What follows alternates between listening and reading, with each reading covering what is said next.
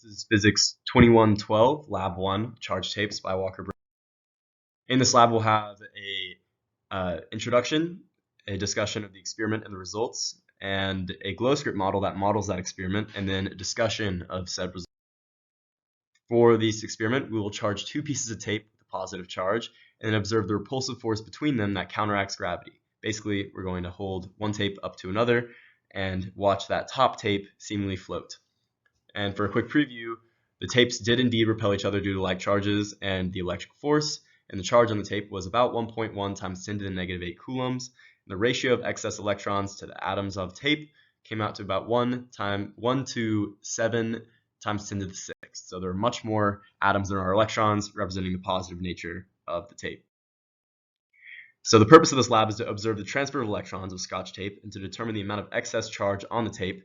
And some fundamental principles are Coulomb's law, Newton's second law, Newton's third law, and the electric field and force equations.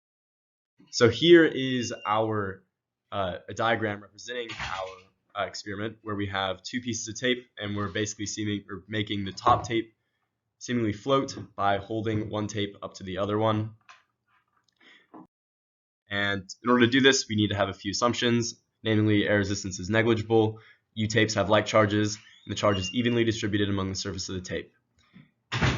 Each tape will be treated as a point charge as well, where all the charge is centered at the center of mass of the tape. Here are some measurements and calculations, namely the length of the tape, width of the tape, mass of the tape, the vertical distance between the two tapes, gravitational force on the tape, charge in the tape, and the number of atoms.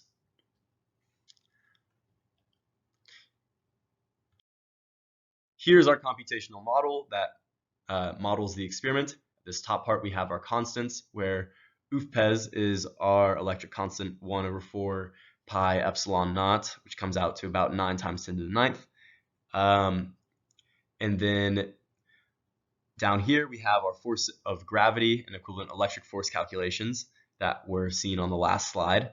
And then under that is the position of the tapes, modeled as vectors, and then calculating the charge on the tapes under that, which was also seen on the last slide.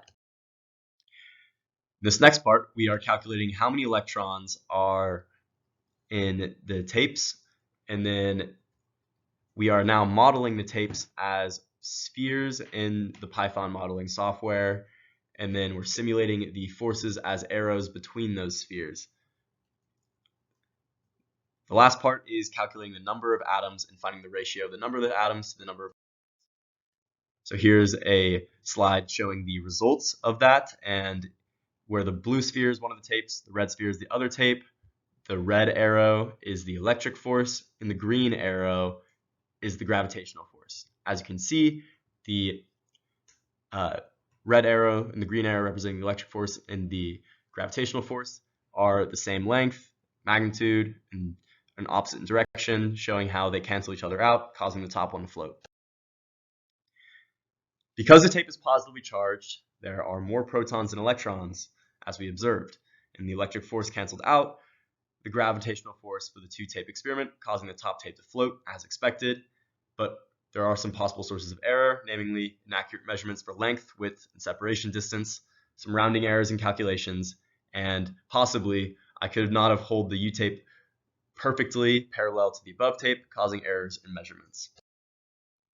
Some lingering questions.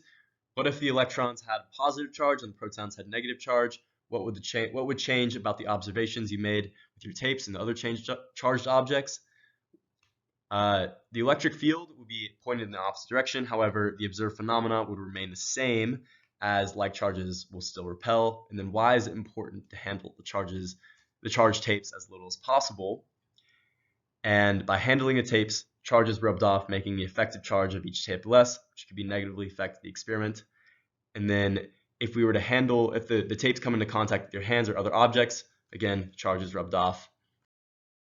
In conclusion, the experiment matched predictions as the tape floated due to electric forces, and the computational model also supported this. Thank you.